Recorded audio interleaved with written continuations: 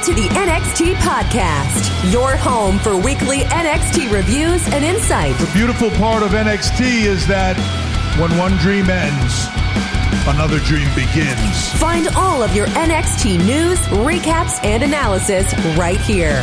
So with that being said, we only have one question for you. Are you ready? We thought so. Let's get the show started right now.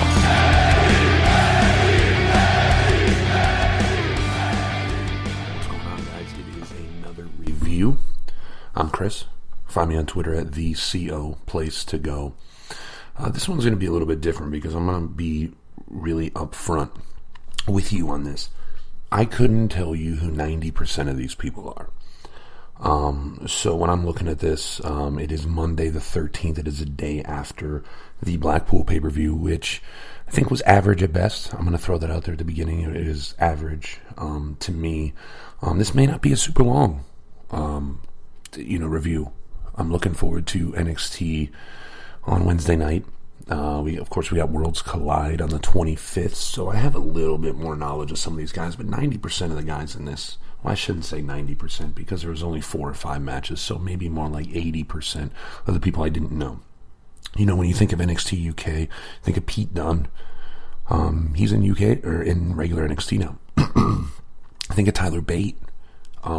He's somebody I know. He's in NXT, but he's also in NXT UK. I love Tyler Bate. Let me tell you, he put on the match of the night. So far in NXT, definitely the match of the year. But we are not even 2 weeks in. Imperium. I know Imperium based on Walter and kind of watching his phenomenon, so I know those guys. But other than that, I really don't know anybody. You know, some of the guys from Mustache Mountain, I know them because I've seen them. But there's nothing about them to me that makes them, stand out. So I'm gonna run through this review. Again, appreciate everybody listening. Appreciate the anyone who's on Apple, Spotify, iHeartRadio, any of the podcast producing sites and who allow voices to be heard by everybody. We appreciate that. Thank you so much. This week in WWE, it's not even WWE. The first thing I'm going to mention this week in wrestling is going to be Tessa Blanchard. So this happened at the same time. Impact Wrestling had a pay-per-view. Their main event, before their main event, actually, I think they're losing Brian Cage. Brian Cage, who was a champion for a while, I believe is going to AEW. They haven't, said its official signing, of course. A lot of people are saying that, yes, it is official, but then, of course, Brian Cage's girlfriend, Specific, said that, no, this is not true. You do not know what you're talking about. Which, I mean, something like that is always crisis control. Like, are you really going to say, oh, yeah, he's leaving? Who knows? He may still be maybe not under contract, but he may still have days left. You can't do that. I mean, that looks on one company, kind of going against a different company in what they're saying. So Brian Cage is going there. But back to the Impact pay-per-view, you have Tessa Blanchard versus Sami Callihan. Earlier, was it a day or two before, there were some accusations that came out about Tessa Blanchard and about how she spat in somebody's face, called somebody the N-word, bullying, just, overall attitude issues, so bullying, racism, attitude issues. That came out, and of course, you had people jumping on all over the place. I mean, Chelsea Green from NXT, I don't really know a lot of specific people who jumped in. I know I did see Chelsea Green's name, but you have all those people. I know she did get some work in the Mae Young Classic. I know she did work some matches in 2016, 2017, I believe. Why was she not signed? Great name, clearly great, great talent. But I think the issue with her is the attitude issues, and I tried to do like a little bit of research, and there was an insider, I don't know who it was, who said that the reason that she wasn't signed by WWE was strictly attitude related.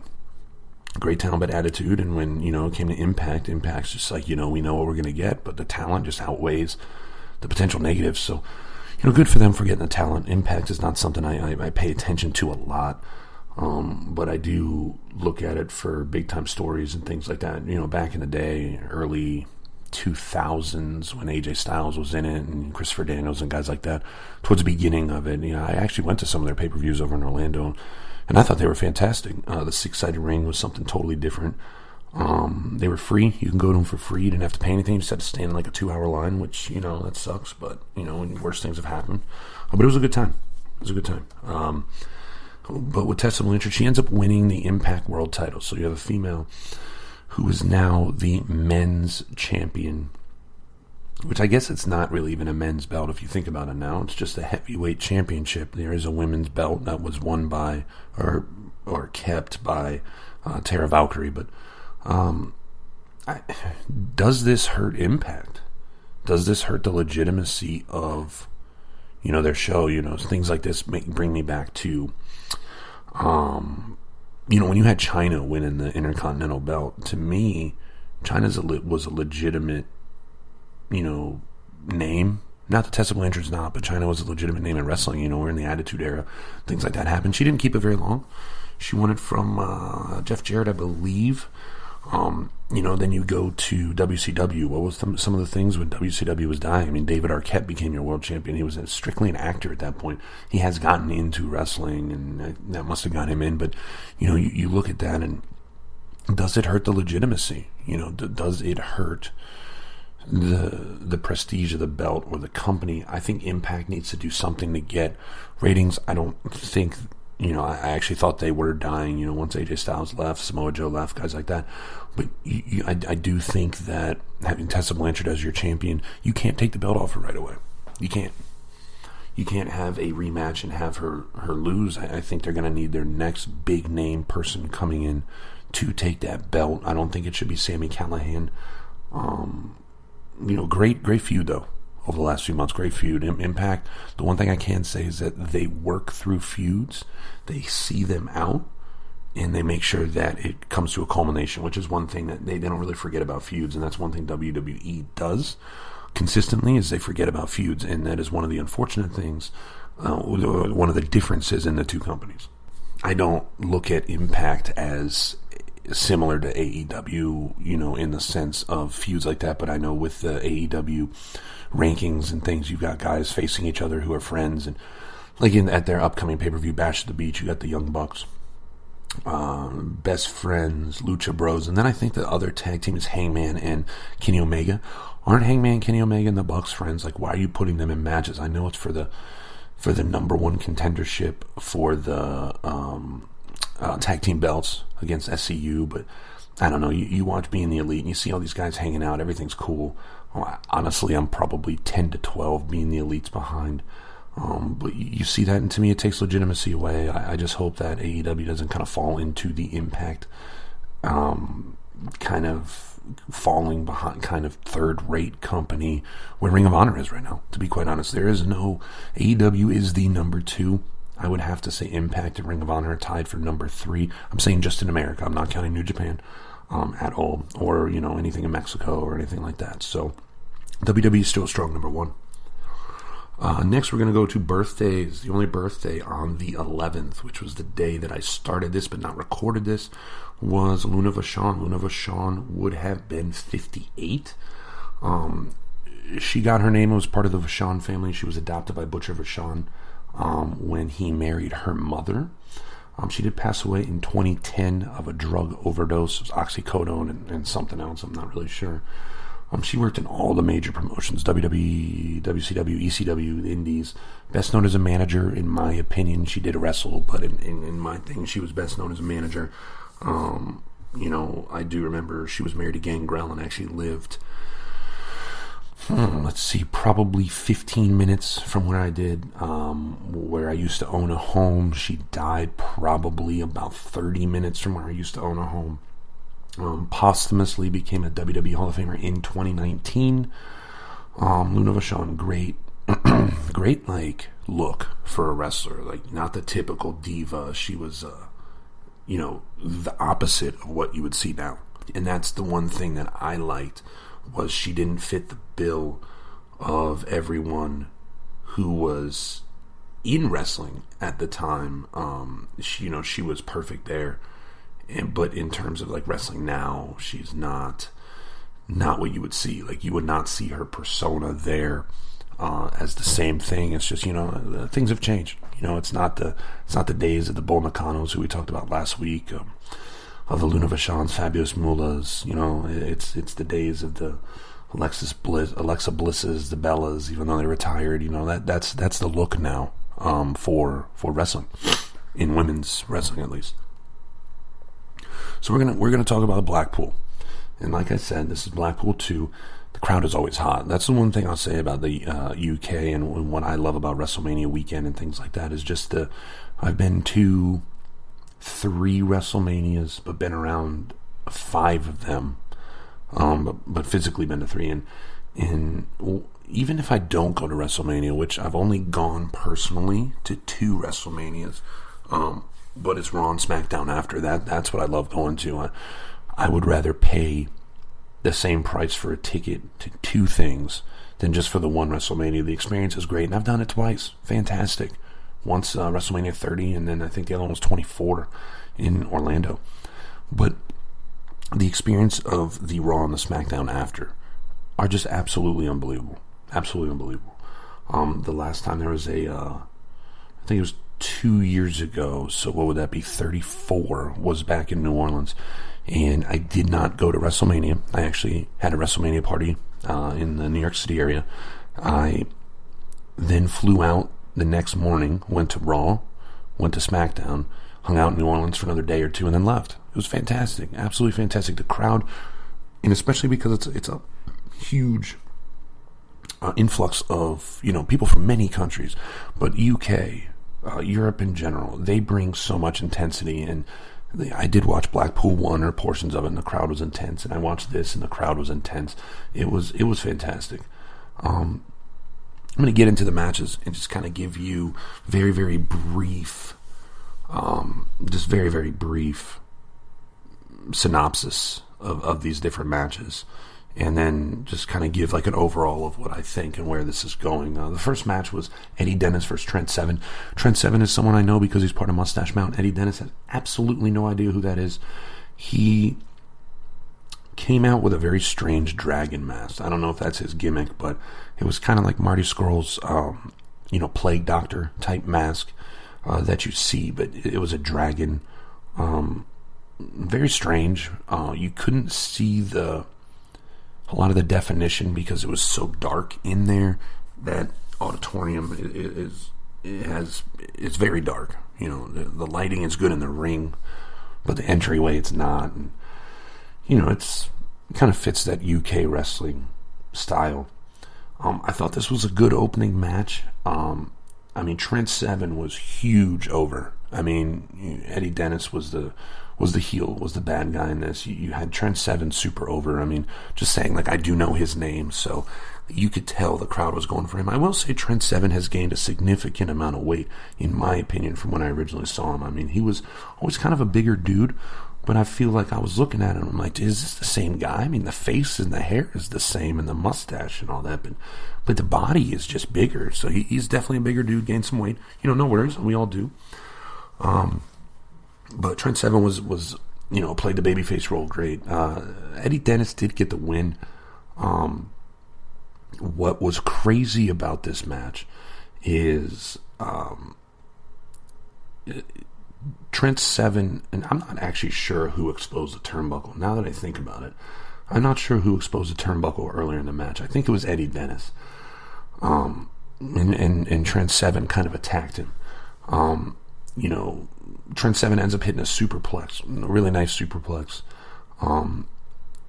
Eddie Dennis countered with the 7-star lariat, which actually sent Trent Seven, or he countered the 7-star lariat, which sent Trent Seven into the exposed turnbuckle. Now, at this point, the ref's pissed.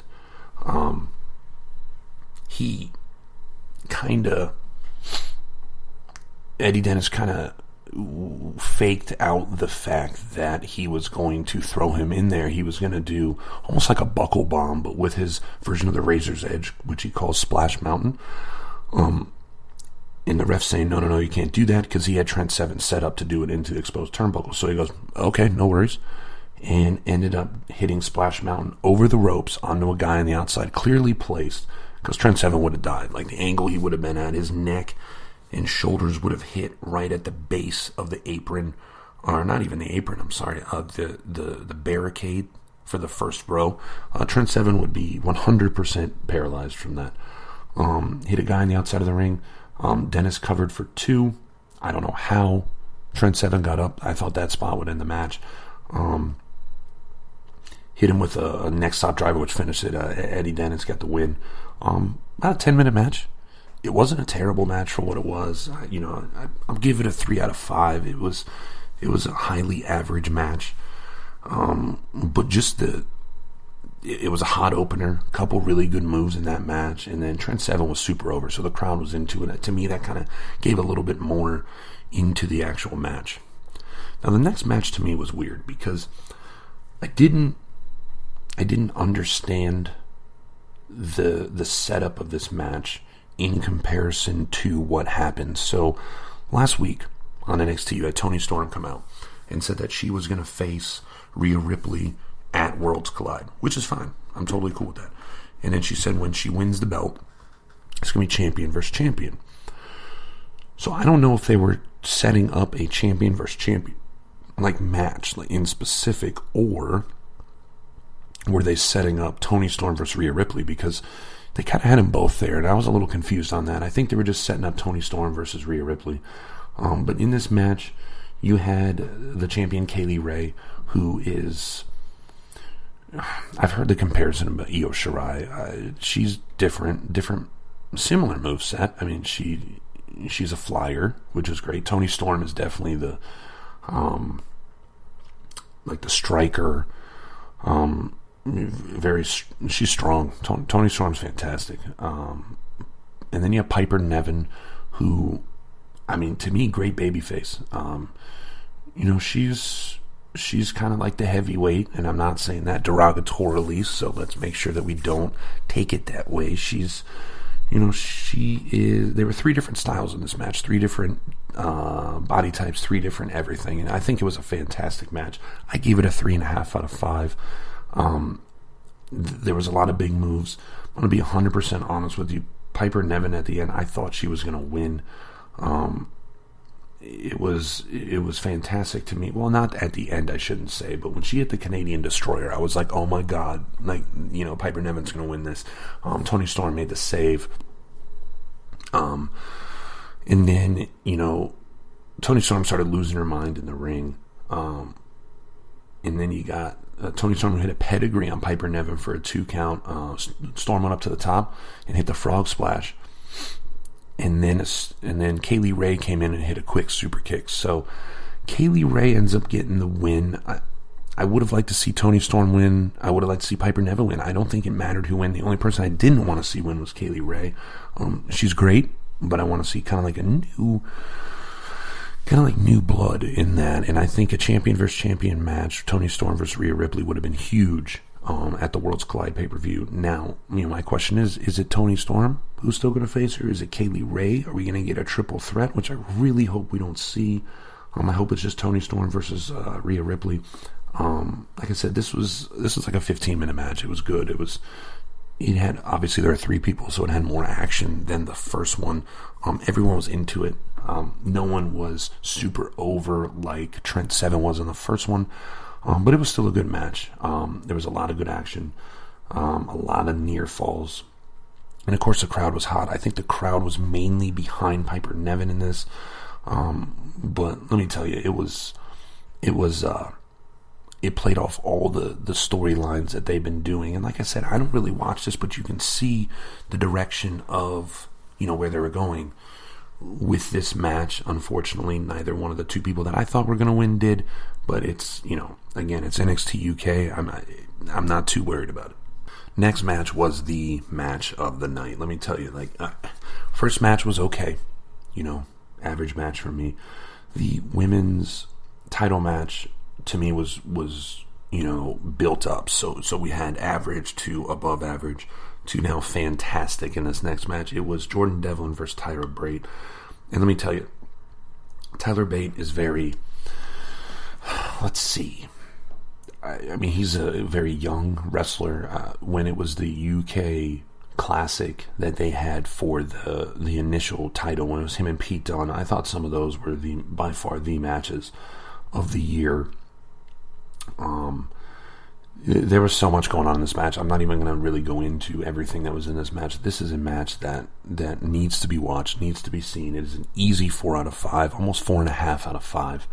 A fantastic match, which was weird. Everybody thought this would be the match of the night, and if I'm not mistaken, there was a promotional piece that had them, and they're obviously not in the main event. I mean, they're middle. There's 5 matches in here. They're in the middle of the show. To me, this was the second main event. I think it was absolutely fantastic. Must be hearing things. I could have sworn I just heard my name called in the background. That was very, very strange. So this match, I saw promotional stuff that said that this was the match of the night. It was guaranteed to be match of the night. Everyone had thought it would be match of the night, and it definitely delivered. This match was. Okay, let me first say that Jordan Devlin. I remember one of probably the only UK show that I watched, and it was because Finn Balor came out. Finn Balor faced him. I guess Finn Balor was like a trainer or a mentor to Jordan Devlin. Very, very similar wrestling styles, in my opinion. Jordan Devlin, I may be wrong, but to me looks bigger than Finn Balor. Both of these guys are fantastic. Absolutely fantastic. I've seen some good matches, and we've talked about good matches, War Games and different stuff, but in terms of wrestling itself and not, humor spots or interference spots, this was by far the best wrestling match I have seen in a while. Absolute while. It was 20 to 25 minutes long. It was everything it needed to be. These guys worked together fluidly. Like, it was flawless. The stuff they did seemed effortless. The execution that they had was by far the best thing on the show. By far. The build of the match was good. I kind of looked into some of these. I went on YouTube and kind of looked into some of the I don't want to call them trailers, but the build-ups for the match. And, with Devlin trying to overcome his past loss to Tyler Bate. And it was fantastic. And just the way it worked. Tyler Bate ended up picking up the win over Jordan Devlin. Like I said, this gets like a 4 to 4.5 out of 5 for me. This match was absolutely fantastic. The action consistently, it didn't, I don't want to say it started up slow, but it started how a match should start. Everything escalated. Everything finished at the right time. It was perfect. You didn't feel like the match was going too long. Like I said, it was just a 25-minute match. I thought it was fantastic. Tyler Bate picks up the huge win, and Jordan Devlin gets to shine. I'm going to be 100% honest. The match I saw with him and Finn Balor I thought was good, but this is the only other thing I've seen of him. He was fantastic. This was a great match. This is a match you have to see, have to see, and a match that I'm going to actually watch again. I'm going to when I get home tonight, after work, it is something I'm going to watch. I have to. It is absolutely unbelievable, and I hope that you guys enjoy that match just as much as I did. So we're 60% of the way done with this actual pay-per-view itself, the matches. The next one's going to be the tag title match. I'm going to breeze through this one real quick. When I said I know 85 or 80% of the people here, I've seen Gallus. They were on the other day. I've seen the Grizzle Young Veterans. You're going to see South Wales Subculture, which is Flash Morgan and Mark Andrews. And then you have Imperium, of course. So I've seen some of these guys, but I don't know them. I know who Imperium is. And I told you the guys that I know. So this match was, for me, this was like a 3.5, 3 3/4 out of 5 match. It had a lot of action. It was a ladder match. So a lot of people say, ladder match, I know what's going to happen. I know what the spot's going to be and things like that. And it's true. I mean, you win by climbing the ladder and getting the belts. What's going to happen. People are going to hit with ladders. They're going to be set up in the corner and someone's going to throw into it. You're going to put one outside. And I mean, that's all okay, but when the action actually happens, to me, every ladder match is different. Gallus ended up winning, who were the champions. They ended up beating Imperium, Southwell Subculture, and the Grizzled Young Veterans again. Another 25-minute match, which I thought was fantastic. I mean, it gave them a chance to use the ladders properly. Like I said, great action. It more than delivered, in my opinion. I had a good time watching it. But I don't know who should have won in this. I don't know. To me, it didn't matter. But Gallus ended up getting the win. Like I said, it's a great match to watch. I mean, nothing remotely close to the match previous. I think this was the Tyler Bate match could have been the main event, but I'm glad it was where it was. This match kind of came in and still had everybody hyped up going into the main event, which the main event obviously should always be the biggest thing on the show. And you had that as Walter, as an NXT UK title match, Walter versus Joe Coffey. Now, I'm going to premise this by saying I like Walter. I like the Imperium faction. Joe Coffey, I don't know who he is. I know there's another guy in Gallus with the name Coffey. I'm assuming they're brothers. He wears Gallus shorts. Obviously, he's not, dual. He's not doing both. It's not the same guy. But this match to me was awful. Absolutely terrible. I'm giving it, and I'm going to be generous, here on the rating, very generous. 2.5 out of 5. I didn't like it at all.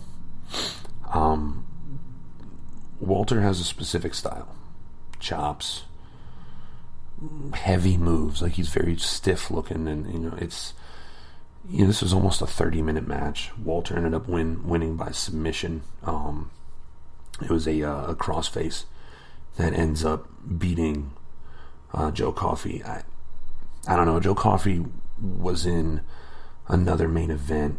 I don't think he's that good. Like this match, I feel like this match did Walter an injustice. I'm going to be 100% honest with you. I feel like he did an injustice. I mean, there was, of course, the classic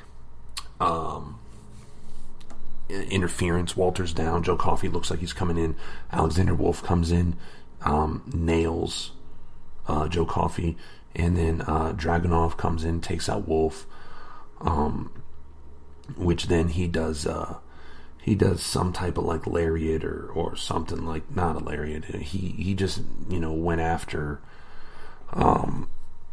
Alexander Wolf, which then hits him into Joe Coffey, who hurts his knee. It was I don't know. It was too much. The match just wasn't good. I'm going to be 100% honest with you, and I'm being generous by 2.5 out of 5. What happened after the match was significantly better than what happened in the match. But we'll talk about that in a minute.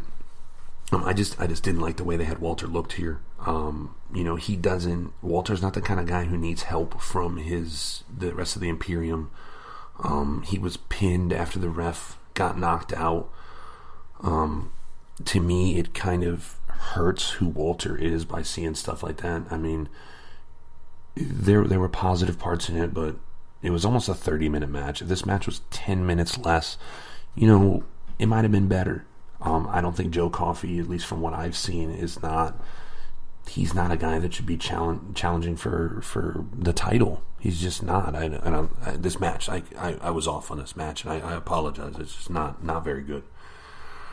We're going to go to what stood out, and we're going to talk about the post-main event. So what stood out in this match? Of course, the tag title match was fantastic. The women's match was fantastic, but Jordan Devlin and Tyler Bate, fantastic.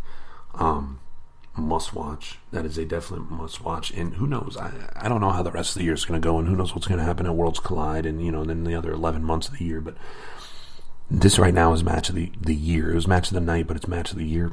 Fantastic match. Definitely need to see that. So the post-main event, Imperium's in the ring celebrating Walter's win, which they shouldn't have, because it was terrible. They should have just got out of the ring and left.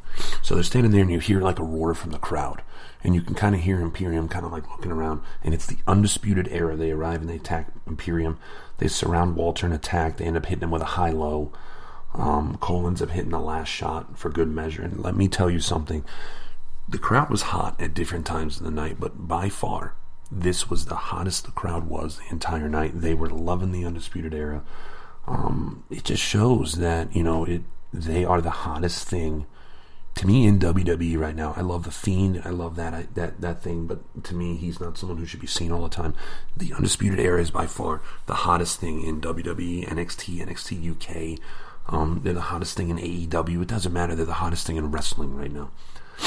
So where do we go from here? You got Worlds Collide on January 25th. One of the big matches, like I said, Rhea Ripley, who's she facing? Toni Storm. Like, that's the way they kind of set it up, but they also set it up like, well, it's going to be champion versus champion, so is it Kaylee Ray? Who knows? Kind of hope it's Toni Storm out of the two. You know you have Undisputed Era versus Imperium, which is fantastic. That was one of my early predictions for War Games, was going to be Imperium versus Undisputed Era, not knowing there was going to be a Worlds Collide. I probably still would have gone with that prediction on War Games, but we're going to get it at Worlds Collide.